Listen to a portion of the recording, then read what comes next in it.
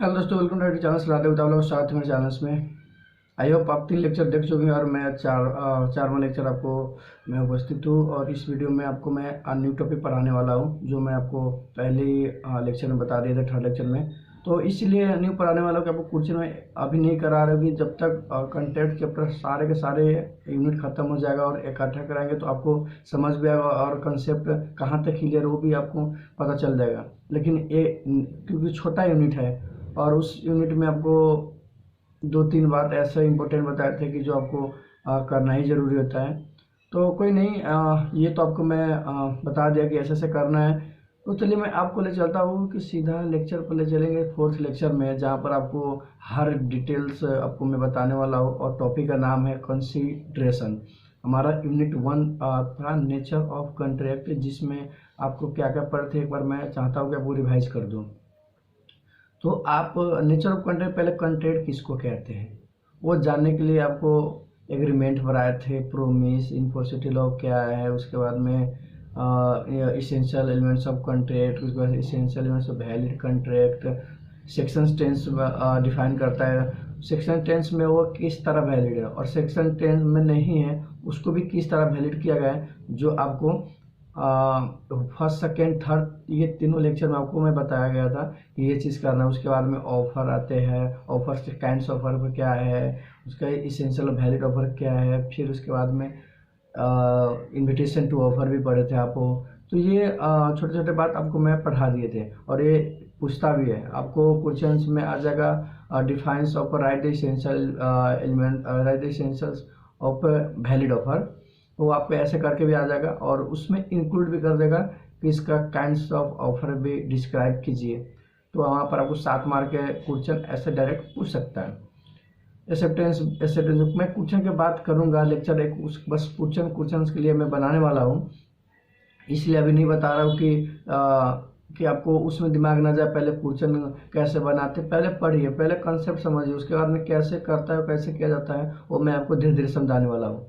क्योंकि आप हर बात एक जैसे नहीं सोच सकते हो, क्योंकि पहले एक चैप्टर आपको एक चैप्टर के यूनिट 1 खत्म हो गया, फिर सेकेंड, जितने यूनिट हैं कम से कम सारे खत्म, एक चैप्टर कंप्लीट होने के बाद में क्वेश्चन कॉम्बिनेशन करके आपको मैं पढ़ाऊंगा तो आपको सही लगेगा। और वहाँ पर आपको क्या स्किप मेरा हो रहा है, क्या नहीं समझ में, क्या छूट गया है और कहाँ मेरी गलती हो रहा है, तो आपको वहाँ पर अंदर से जो होता है ना कि कहेगा कि हाँ कि मैं ये छोड़ रखा हूँ, ये नहीं पढ़ पा रहा हूँ। तो इसलिए आपको कह रहा हूँ कि आप वीडियो लास्ट तक जरूर देखें और मैं जो जो बात बोला हूँ वो कॉपी पेन और ऐसे के स्टडी मटेरियल निकाल के और बैठना और साथ में लिखते रहना, पॉइंट पॉइंट जो बोलूँगा ये इंपॉर्टेंट है वो मार्क लगाना। मैं भी मार्क लगा के आपको पढ़ाता हूँ, आप भी मार्क लगा के लिखते रहना, क्योंकि बाद में फिर बैक करना ये करना, क्योंकि लेक्चर जो है ना सीए के लेक्चर है जो लॉन्ग होता ही है। और लॉन्ग इसलिए वजह से आप इरिटेट मत होइए, क्योंकि 1-1.5 घंटा तो काफ़ी नॉर्मल ही है, 3-3 घंटे लेक्चर आप देख के बैठ के बोरिंग हो जाता है। इसलिए मैं 1-1.5 घंटे की इसलिए बना रहा हूँ कि आपको बोरिंग भी ना लगे और डेली की डेली एक एक कंसेप्ट भी नया नया आते रहे, क्योंकि मैं नया नया भी कंसेप्ट आपको देते रहूँगा। तो आपको मैं यही कहना चाहता हूँ कि जो भी 3 लेक्चर है ना, और उसके बाद में मैं आपको मोटिवेशन करके फर्स्ट जो लेक्चर करके आपको ऐसे दिया था, और शायद लेक्चर 1 नहीं लिखूँगा, आप देख लेना एक बार यूट्यूब में, तो वो भी एक वीडियो ज़रूर देखना। और यूनिट 2 जो है ना कंसिडरेशन चैप्टर पढ़ना, ये काफ़ी आपको ये इसमें से डायरेक्ट क्वेश्चन आता है, और अगर प्रैक्टिकल आएगा तो 4 मार्क आता है, जो कहाँ से आते हैं ये मैं आपको पढ़ाने वाला हूँ। और बहुत शानदार टॉपिक है और छोटा टॉपिक है, ये मैं चाहूँगा कि मतलब एक में ख़त्म करें, लेकिन अगर नहीं होगा तो मैं सेकेंड भी लेक्चर इसका बनाऊँगा। ठीक है, तो मैं चलता हूँ सीधा अब लेक्चर के तरफ, और आप बुक निकालिए, कॉपी निकालिए और पेन भी निकालिए साथ में, और मार्कर हाइलाइटर है वो भी निकालिए कि आपको कम से कम लिखने और कंसेप्ट हर साथ में एक कॉपी में 2-2 कॉपी बनानी है, एक ही कॉपी में जो जो मैं बोलूँ इंपॉर्टेंट वो लिखते चलना है, बाकी तो बुक में ही है और डेली की डेली आप याद कर दे रहा है। चलिए दोस्तों, मैं सीधा चलता हूँ ऐसे ही के बुक पर। ओके,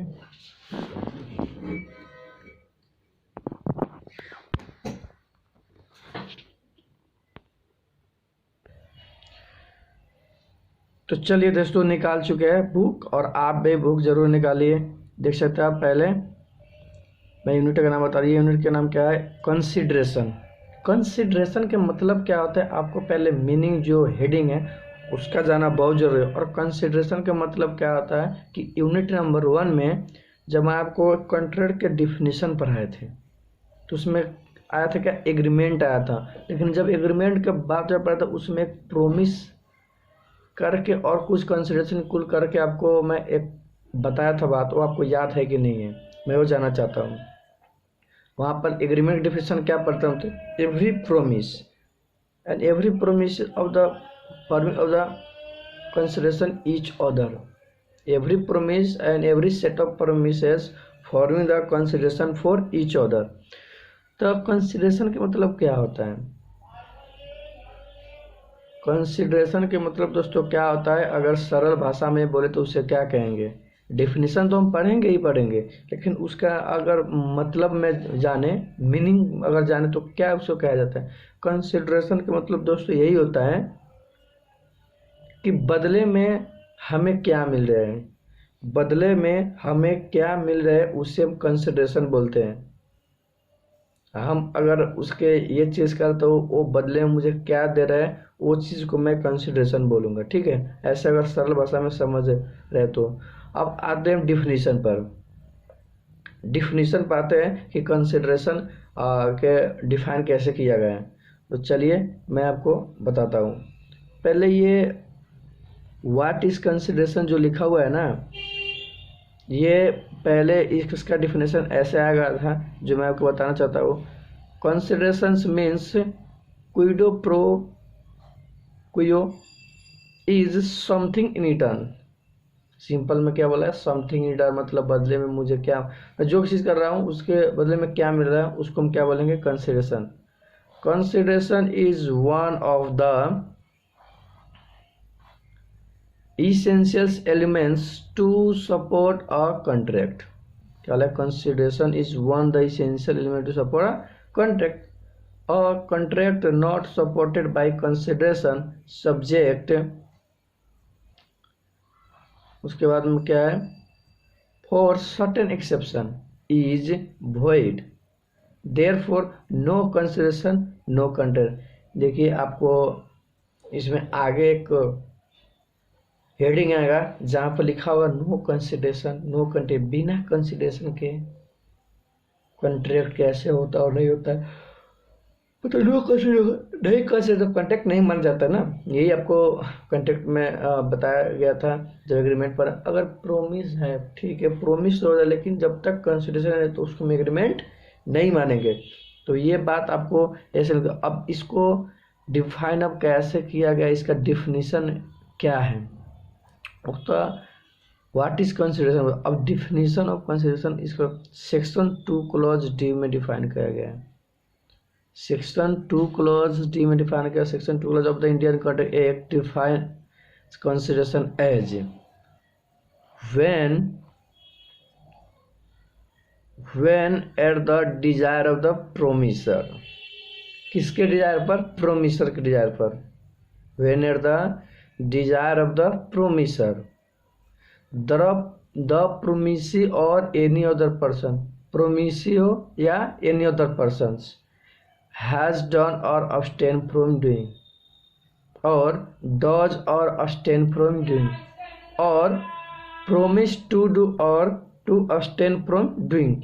देखिए कंसिडरेशन जब होते हैं ना, अब प्रोमिस जो करते हैं तो आपका कंसिडरेशन पास्ट भी हो सकते हैं, प्रेजेंट भी हो सकते हैं और फ्यूचर भी हो सकते हैं। देख सकते हैं हैज डन और abstain from doing, has done और अब्सटेन फ्रॉम डूइंग, ये प्रेजेंट की बात कर रहे हैं ना आपको।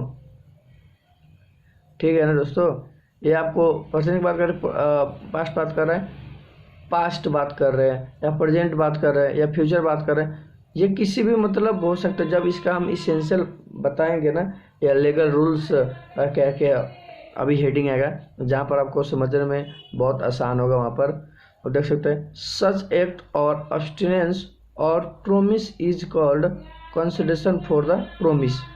आप तो पहले इतना बात समझिए कंसिडरेशन का। अगर सिंपल में जान रहे समथिंग रिटर्न बोलते, अगर वो तो हमें समझने के लिए हो गया, लेकिन